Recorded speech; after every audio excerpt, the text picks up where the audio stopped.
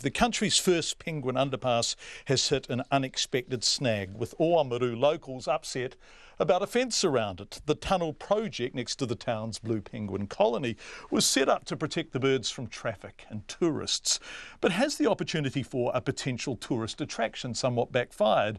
Our reporter Lydia Anderson visited Oamaru's new red fence to find out. When Oamaru built the country's first penguin underpass, locals were proud. But now they're seeing red over a corrugated iron fence at one end of it, which blocks the birds from view. Well, I think for a start that it's far too high. But instead of putting 2 sheets of iron up, they should have only put 1. And that was it, instead of extending it up high. Oh, I thought, why is that, so high? What is... yeah, I think it's too high. It's like a prison. They are in a prison there. Well, I think it's very strange that it looks as though they didn't have permission from the mayor or the councillors to put it up. It just seems very strange. Now the town's mayor, Gary Kircher, has got involved. Yeah, certainly a Facebook post that I made was has to go. That hasn't changed. It's only modified a little bit. I think it's a bit overdone. I think it's higher than it needs to be, and it's just a bit more extensive. Mr Kircher says some locals object to the direction of the corrugations, saying all the other sheds in the area have vertical iron and this is horizontal. Tourism Waitaki, which built the fence, says it was put up to encourage the blue penguins to use the 25-metre tunnel, not to stop people seeing the penguins. Its manager, Jason Gaskell, says the height of the fence was carefully calculated so the penguins wouldn't be distracted by shadows or people on the road.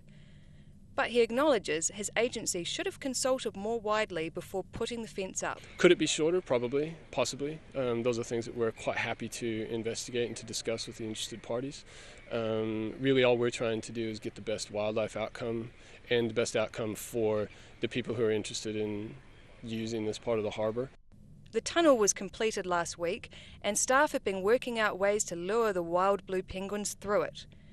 In the past few days, the birds have taken tentative steps towards using it, and Mr Gaskell says last night about 20 went through. Several local people spoken to by RNZ News said the tunnel was necessary because the situation with cars, tourists and penguins was mayhem, and they had picked up several dead penguins on that road. Jason Gaskell says it was time to separate the wildlife from the traffic. You just need to be cautious around using words like dangerous and stuff like that. I think it got quite congested when we had quite a bit of traffic and we had quite a few penguins and we had quite a few people. It did get quite congested here, and it just became really obvious that for penguin welfare outcomes it needed a little bit more formal wildlife management controls, which is what we practice at the colony. Mr Gaskell met the mayor earlier this afternoon to work out how to meet local concerns while still protecting the penguins. In Oamaru for Checkpoint, Lydia Anderson.